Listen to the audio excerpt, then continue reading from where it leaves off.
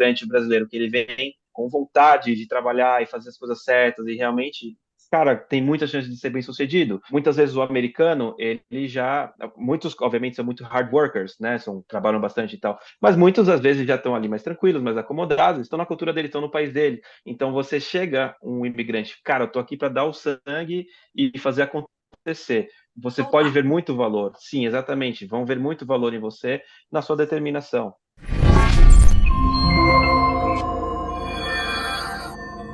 Se te perguntássemos por que você quer morar nos Estados Unidos, o que você responderia? Para alguns, seria a busca por uma vida mais digna, rica em oportunidades e com mais qualidade e segurança. Para outros, o desejo latente de construir um futuro melhor para a família, com mais perspectivas inclusive para gerações que ainda virão. Os benefícios da decisão de imigrar para os Estados Unidos são diversos, principalmente quando falamos de quem tem a oportunidade de viabilizar desde cedo o acesso a um sistema diferenciado de educação e também a chance de desenvolver a fluência na língua mais falada do mundo, o inglês. Tudo em um pacote só. Isso, sem dúvidas, já amplia as possibilidades de um futuro melhor.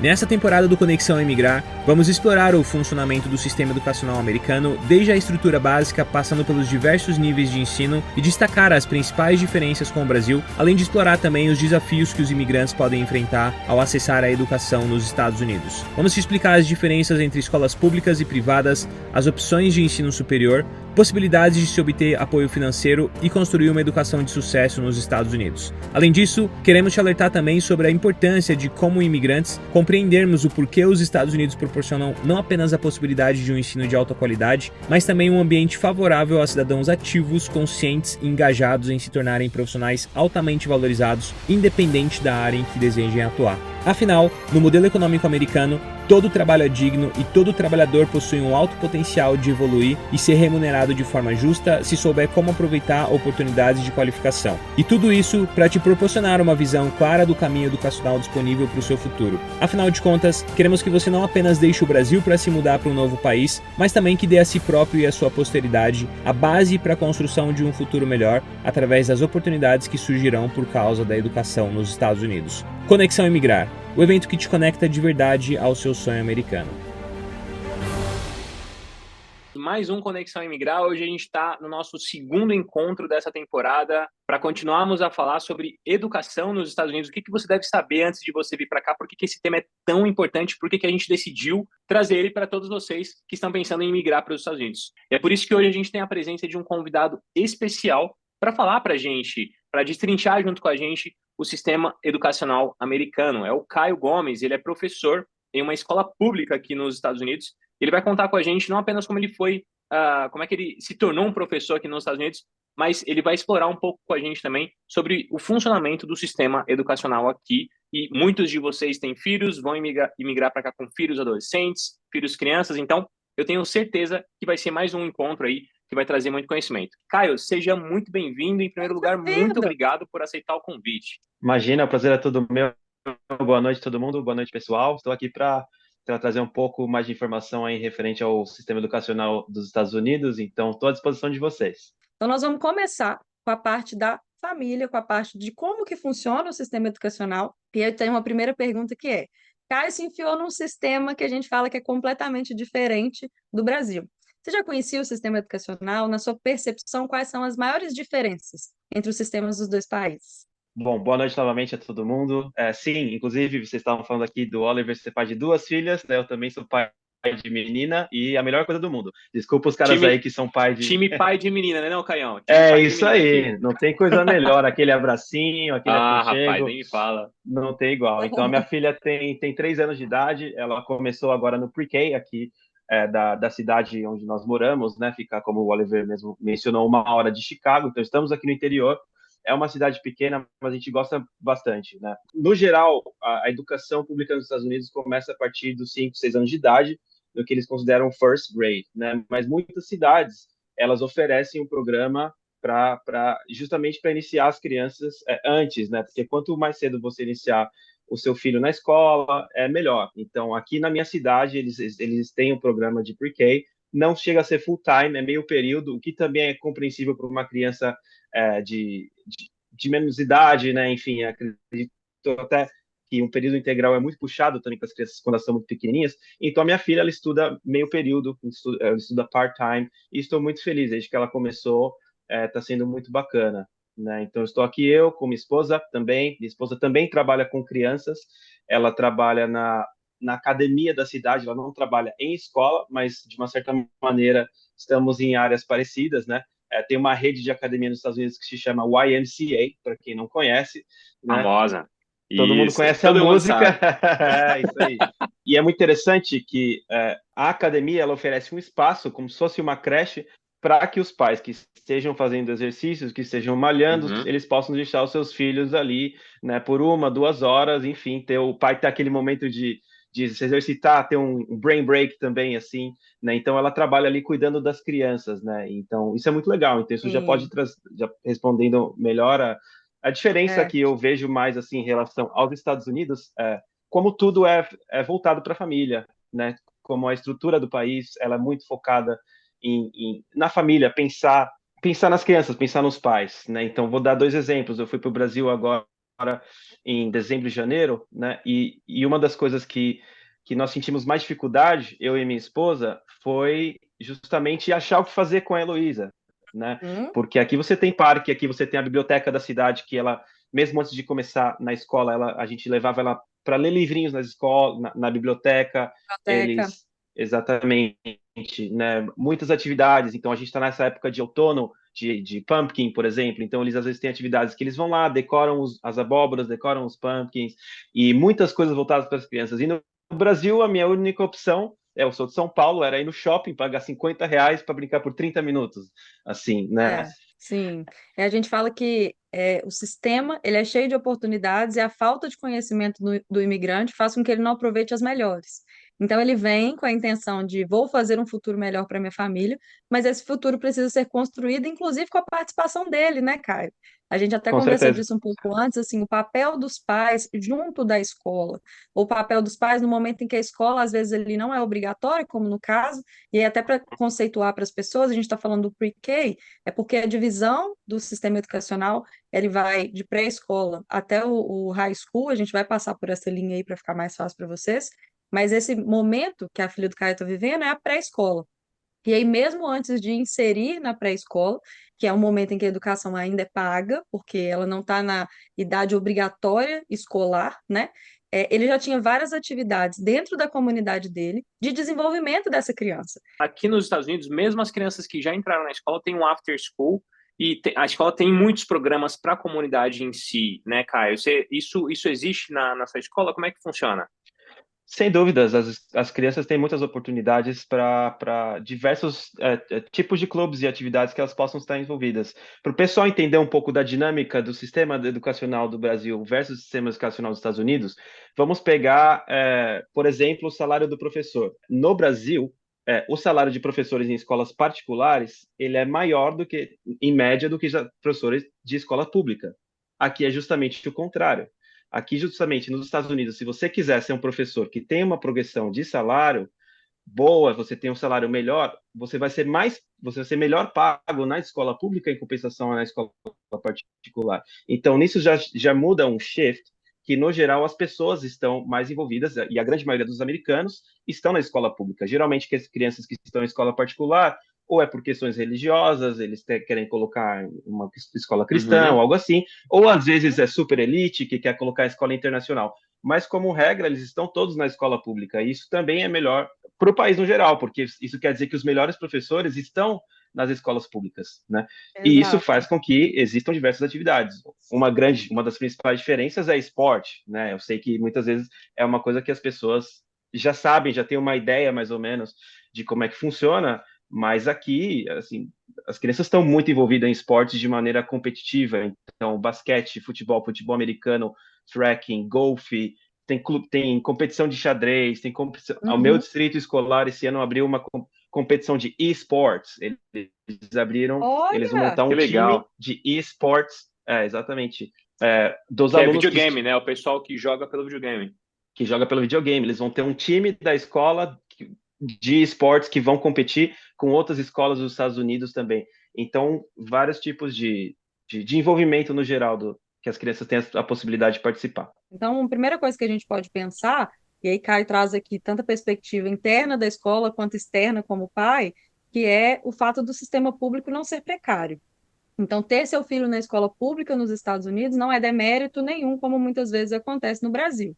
Inclusive, uma das perspectivas disso, e uma das coisas que a gente explica sobre isso, nós falamos na reunião passada, que é qual que é o objetivo da educação. Por que que a educação ela é pública, né? E aí, quando a gente fala pública, não é tão gratuita assim, porque os impostos da região que você mora financiam as escolas, fazendo com que a comunidade preste esse serviço aos alunos, mas aos poucos espera que esses alunos também retribuam isso para a comunidade através dos trabalhos extracurriculares, que é um ciclo que se retroalimenta, porque a ideia da escola é formar os cidadãos. E se a pessoa, se aquela família entende que o aluno precisa de um direcionamento para o caminho profissional, e aí pensando no college, pensando na universidade, a família vai ter que se envolver e ajudar nas escolhas desse currículo do aluno. Inclusive, Caio trabalha com as comunidades latinas, né, Caio? Conta um pouquinho para a gente, assim, como que você percebe esse envolvimento da família, se você percebe diferença entre outras nacionalidades, qual que é a sua percepção? No Brasil, nos Estados Unidos, na China, o pai que é participativo na educação dos seus filhos, aquela criança ela vai ser mais sucedida, né? E tendo trabalhado com a comunidade latina nos últimos 2 anos, né? Agora no meu terceiro ano aqui já, eu percebo que a grande maioria, claro, não vou falar todos para não generalizar, muitas vezes está muito focado no trabalho, está muito focado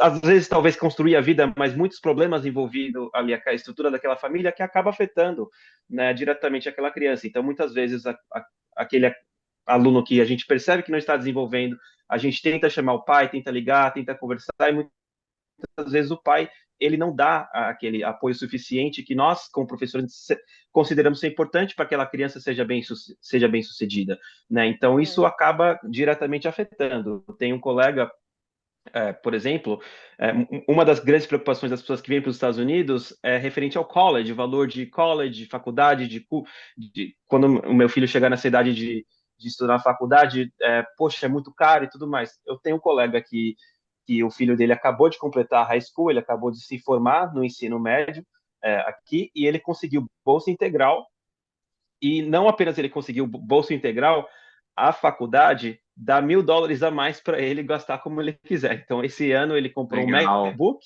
no ano que vem ele vai comprar um iPad e tudo mais. Então, mas Uhum. como que essa criança, como que esse aluno, né, já não é uma criança, já se formou, já está na fase adulta, mas como que ele conseguiu essa bolsa integral na universidade aqui? Porque as notas dele na high school, no equivalente ao ensino médio, sempre foram excelentes. Ele sempre fez classes consideradas AP classes, são aulas mais avançadas. Ele sempre procurou ter o GPA, que eles chamam, que é a média que eles As utilizam, notas. exatamente, as notas, acima de 4, GPA, o máximo é 4, então ele sempre teve as melhores notas e tudo mais, e isso trouxe a oportunidade dele a hoje estudar de graça. Então, existem os dois caminhos, mas se você realmente focar no seu filho, você realmente está envolvido na educação dele, existem grandes possibilidades de ele ser bem sucedido. Ô, Caio, agora deixa eu te perguntar uma coisa. Tem todo o esforço do aluno, tem toda a oferta que a escola faz para que esse aluno se esforce e tenha ali um bom resultado. Mas alguém perguntou aqui sobre as notas da escola, né? Como é que funciona isso? Todas as escolas públicas são iguais ou cada escola vai ter um programa diferente? Uma oferece aquilo, aquela oferece ou aquilo outro? Como é que funciona quando o pai vai fazer essa pesquisa, porque é pública e ele está preso ali num raio onde ele vai ter que matricular o filho dele porque a residência dele é naquela região? Como é Claro. que ele descobre que tipo de atividade tem na escola? Claro, isso é uma questão muito importante quando você for decidir onde vir e onde for alugar a sua casa e tal. Pesquisar, eu diria, o primeiro seria você pesquisar Uhum. ali no site, por exemplo, um exemplo é o Great Schools. Você pode pesquisar a nota das escolas e o diferente ranqueamento daquela escola, e muitas vezes muitos pais fazem comentários sobre a administração daquela escola. Os Estados Unidos é um país muito grande, né? Então, obviamente que vão existir distritos escolares melhores ranqueados, com uma melhor estrutura, melhores apoios, mais atividades, e existirão outros que talvez estão com notas mais baixas e muitas vezes com índices escolares piores, né? Então, existe essa diferença também aqui. O principal seria realmente buscar, né, uma diferença em termos de estrutura das escolas do Brasil, do sistema público do Brasil e sistema público dos Estados Unidos, é que no Brasil nós temos a figura do MEC e aqui nos Estados Unidos as decisões elas são muito mais descentralizadas para cada cidade cuidar, vamos dizer assim, da sua própria educação, né? Então, vou trazer um exemplo que nos meus 2 primeiros anos, eu trabalhei numa das middle schools da cidade, que é de ensino fundamental 2, e agora eu mudei para uma outra middle school. Porém, o meu empregador segue o mesmo, porque o distrito escolar, ele é quem gere todas as escolas daquela região, seja as escolas fundamentais, ensino fundamental 1 e 2, ou ensino médio. Então, eu, quando tenho reuniões de planejamento, eu tenho reuniões com os professores da outra escola, da outra escola da cidade, né? Então, não apenas com os professores da administração, com os professores com o trabalho dia a dia, mas também com os professores da outra escola, que faz parte daquele mesmo distrito escolar, para alinhar currículo, para alinhar planejamento e tudo mais. Então a grade curricular não é da escola, é do distrito que ramifica e se distribui. Então, as escolas de uma mesma região, elas vão seguir mais ou menos o mesmo programa, é isso? Vão seguir mais ou menos o mesmo programa, vão ter os mesmos apoios, então é legal você sempre procurar o distrito daquela cidade. Então, vamos pegar o meu distrito, por exemplo, DeKalb, aí você vai colocar lá, DeKalb School District, sei lá, Los Angeles. Cidades maiores vão ter mais de um distrito, muitas vezes. Los Angeles School District. E aí você vai poder conseguir informações a respeito disso. Entendi. Uma coisa que a gente falou aqui na última reunião e que as pessoas ficaram com um nozinho assim na cabeça, né? Eu até fiz uma brincadeira que é que no Brasil a gente recebe a lista de materiais e aqui vai dando uma época da escola, os pais recebem uma lista de matérias. Então eles têm que ajudar a entender qual vai ser o currículo daquele aluno, que não é todo aluno que frequenta a mesma escola que estuda a mesma coisa. Então eu queria que você falasse um pouquinho sobre isso. Essa é uma das principais diferenças que eu noto também referente à educação aqui nos Estados Unidos, é como existe muito mais flexibilidade em termos de determinar quais são as matérias que aquele aluno especificamente necessita, né? Então, na high school, eles já podem começar a fazer matérias específicas pensando já no trabalho que eles vão ter. Então, na high school, eles podem escolher aulas de business, economia, cooking, outro idioma, enfim, programação, música, exatamente. Então, a grade e muitas dessas matérias na high school, elas já contam, inclusive, como crédito para o college ou para a universidade. Então, muitos alunos que sabem como planejar a grade curricular e trabalham muitas vezes com o counselor, que a gente chama o conselheiro ali da escola, e o pai está envolvido em saber exatamente quais informações que ele precisa, muitos dos alunos eles já conseguem fazer matérias e, com isso, às vezes, eliminar um ano de universidade, porque eles já fizeram matérias Nossa, que na legal. época da high school. Show de bola. Tem algumas boas perguntas aqui. Eu vou começar com essa daqui da Emily. Quando uma criança precisa faltar por algum motivo ou doença, aqui no Brasil justificamos com atestados. Como seria nos Estados Unidos? Essa questão de atestado aqui, muitas vezes não importa. Aqui a palavra vai muito, né? Então, valeria apenas o pai ligar e falar, poxa, meu filho tá doente e não vai na escola hoje, beleza. Só que isso é muito importante, tá? Porque muitas vezes, muitas famílias latinas aqui, principalmente, o filho tá doente, ele simplesmente não manda o filho para a escola e não avisa a escola, isso pode gerar problemas, porque aqui os pais podem chegar aí na corte, né? Podem oferecer processos judiciais se eles não mandam os filhos para a escola, né? Então, temos casos de ausência crônica, né, de estudantes que os pais estão sofrendo processos judiciais porque os filhos não estão mandando os filhos para a escola. E quem inicia esse processo? A própria escola? A própria escola ela vai reportar isso, né, para as autoridades, e aí as próprias autoridades da cidade local, elas vão, isso se chama de school board da cidade, né, eles vão iniciar esse processo. Eu vou dar um caso, tem um aluno estudante que ele é paquistanês, e o pai, eles decidiram que eles vão lá para o Paquistão por 5 semanas, não sei exatamente por qual motivo. Nós tivemos uma reunião a respeito desse estudante e a conselheira ela determinou, olha, 5 semanas é um período muito grande de faltas, nós teremos que, esse aluno será dropout, e quando ele voltar, ele vai ter que se matricular de novo, né? Então vai gerar aí uma complicação para essa família, com certeza. A gente tem aqui uma outra pergunta também. A Tarliane perguntou o seguinte: o esporte já é incluso desde a escola infantil? Como é que é essa relação das escolas com o esporte nos Estados Unidos? Dá um briefing pra gente, ô Caião. Sim, desde a escola infantil. Eu não tenho tanta experiência trabalhando no elementary school, mas eu vejo que desde criança as escolas, desde pequenas crianças já têm essa oportunidade de participar em esportes. Fica mais forte quando eles chegam no middle school e aí no high school mais ainda, né? Mas sim, eles têm a oportunidade desde pequenos a estar envolvidos em esportes. Eu acho um ponto importante para falar aqui, a gente até falou isso na outra reunião, é que assim, o fato do aluno nos Estados Unidos ser muito bom no esporte ou querer investir nesse currículo que envolve o esporte, não quer dizer que ele pode abrir mão de ser um aluno com boas notas. Então, às vezes a gente escuta um mito do brasileiro que fala: "Ah, meu filho joga futebol super bem, meu filho joga vôlei super bem, joga tênis super bem, então ele está garantido lá numa bolsa para o college porque ele é um talento". Não, não é assim que funciona. E a gente fala aqui que é a criação de um perfil interessante. E um perfil interessante, ele passa por todas essas construções, inclusive o que que ele fez além do esporte, né? Só para o pessoal saber como é que funciona, Kai, aí é a sua especialidade porque você está trabalhando com comunidades de alunos imigrantes, né? Como é que funciona esse Uhum. negócio? Cheguei na cidade nova, sou um imigrante, vou levar meu filho na escola. Primeiro, fala um pouquinho sobre o que se precisa para se matricular um filho. Se você puder só dar uma pincelada geral, a Mari pode ajudar também. E aí, como é que funciona esse acolhimento se o aluno não fala inglês, por exemplo? Cheguei agora, estou completamente perdido. Como é que seria esse processo? Claro. No geral, os documentos vão ser documentos básicos, né? E eles vão pedir o quê?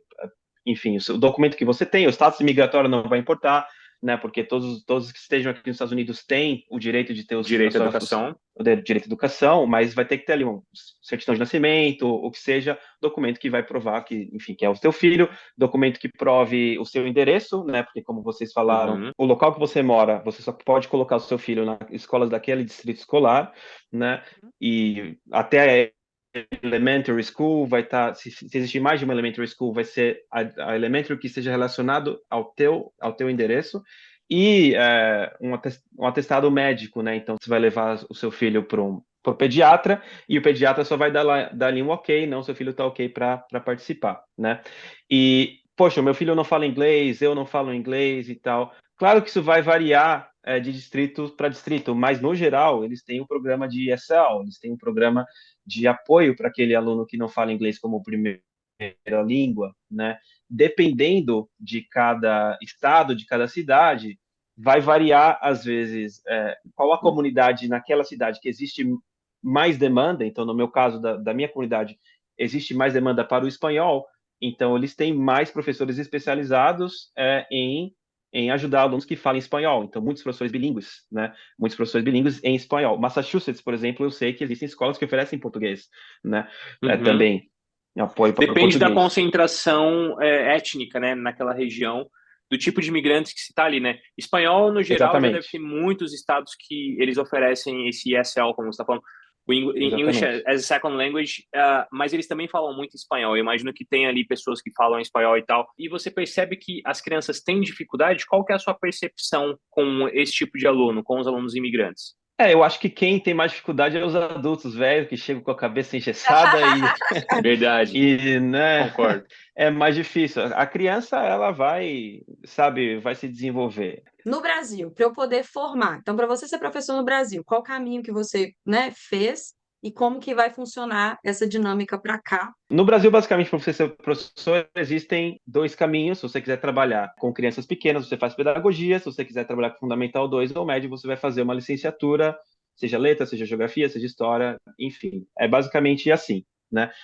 Aqui nos Estados Unidos, é muito mais flexível, né? Então, muitas vezes, o americano médio, que ele quer talvez lá na frente ser professor, ele não precisa começar com a licenciatura. Ele pode fazer um bacharel em uma área que seja e aí, posteriormente, ele vai fazer algumas matérias que o qualifiquem para tirar a licença como professor. É um caminho Então, múltiplo, né, que a gente fala. exatamente, é muito diferente, né? Ele vai ali, às vezes, fazer um bacharel numa área totalmente não relacionada com a educação, mas, posteriormente, ele vai fazer algumas matérias que possam aí dar qualificação para ele como professor, para poder tirar a licença de cada estado. E aí Caio já tinha tido uma experiência internacional, mas resolveu que talvez era hora de vir para os Estados Unidos, e aí vem a palavra que a gente tem morre de medo, e a gente está aqui para acabar com ela. Teve revalidação? Olha, a revalidação foi o passo mais simples de tudo que eu tive. Foi muito fácil. Basicamente, tive que mandar. Primeiro, tive que traduzir meus diplomas, uma tradução juramentada, mandar para uma empresa que faz essa revalidação, Foreign Credential Evaluation, é o termo em inglês. E, basicamente, uma empresa, ali em 5 ou 6 dias, eles me mandaram um documento dizendo qual que é a equivalência do meu diploma para o Brasil para um diploma nos Estados Unidos. Muito fácil. E aí, essa validação eu utilizo para quando eu aplicar para a licença do Estado, porém a licença é um processo muito simples, até porque a profissão de professor é uma das profissões com mais demanda nos Estados Unidos, Isso. se Que não a com legal. mais demanda, né? Uma coisa muito importante que eu acho que ajuda nessa sua questão é a família poder acompanhar, mas a família também ter direitos, porque a gente às vezes vê as pessoas fazendo processos e planejamentos familiares, e aí o titular do visto pode fazer um tanto de coisa, mas o resto da família não, né? E aí eu acho que isso atrapalha um pouco a adaptação. Conta pra gente um pouquinho como que foi, porque a sua esposa mesmo trabalha e com Exatamente. certeza ajuda. Sem dúvidas, ela tem o direito ao visto de trabalho e tudo mais. Existe uma aplicação que você precisa saber fazer para o governo para ela receber o Employment Authorization Card, mas sim, dá direito a ela poder trabalhar também normalmente. E dá direito a gente ir e voltar também sem restrições. Ô, Caio, a Renata perguntou aqui, ela falou, desculpa pedir, mas qual a média salarial de um professor nos Estados Unidos? A sua situação é uma situação diferente, tem aulas especiais que você dá, mas no geral, os professores que você conhece, qual é a média salarial desse pessoal, falando aí por nível de educação? Vai variar muito da tua experiência, né, e da sua Hum, formação, né? Então, um professor que tenha só um bacharelado, por exemplo, ele vai começar talvez ali ganhando uma média de US$ 45 mil por ano, US$ 47 mil por ano. Isso para tá. um professor com bacharel. Mestrado, né, um professor que já tem mestrado, vai começar ali a partir de US$ 50 mil por ano, aí para cima. E quanto mais anos de experiência você tem, isso vai aumentando o seu salário ali na grade, vamos dizer assim. Então, depende da sua experiência e da sua formação. Mas o salário inicial é esse. Então eu tenho certeza, e aí quero que Caio conte um pouquinho sobre isso, mas eu tenho certeza que Caio não está lá 3 anos porque Caio é legal. Caio é muito legal, mas ele não está lá porque ele é o professor legal, ele está lá porque ele dá resultado para a escola. Ele está lá porque dentro dessa companhia, dentro dessa instituição, ele é uma peça geradora de resultados. Resultados importantíssimos, porque ele está formando as pessoas para o resto do mundo, né? Então, assim, como que é isso, Caio? Assim, tem um sistema de acompanhamento dos resultados, de avaliação, você tem uma coordenadora, você tem um planejamento do que pode ser feito? Como que acontece aí com você? Não, com certeza. Eu tenho, por exemplo, como professor, eu tenho 3 avaliações formais ao ano, né? Então, são momentos que eu sento com meus diretores ou com minha coordenadora, que eles vão observar uma aula minha, por exemplo, e determinar, poxa, essa aula tá boa, enfim. Além disso, eles veem meu envolvimento em outras coisas, por exemplo, clubes, atividades escolares e todas essas coisas, né? Eu acho que o imigrante brasileiro que ele vem com vontade de trabalhar e fazer as coisas certas e realmente cara, tem muita chance de ser bem sucedido. Muitas vezes o americano, ele já. Muitos, obviamente, são muito hard workers, né? Trabalham bastante e tal. Mas muitos, às vezes, já estão ali mais tranquilos, mais acomodados, estão na cultura dele, estão no país dele. Então, você chega, um imigrante, cara, eu tô aqui para dar o sangue e fazer acontecer. Você pode ver muito valor. Sim, exatamente. Vão ver muito valor em você, na sua determinação. E tem muito professor imigrante lá? No meu distrito, sim, existe. A grande maioria são americanos, considerados white, né? Vamos dizer assim. Mas sim, existem principalmente de origem latina, né? Então, sou eu, tem alguns espanhóis também. Então, sou eu, brasileiro, tem um colombiano, tem uma cubana, tem alguns mexicanos também. Então, justamente para atender essa comunidade latina.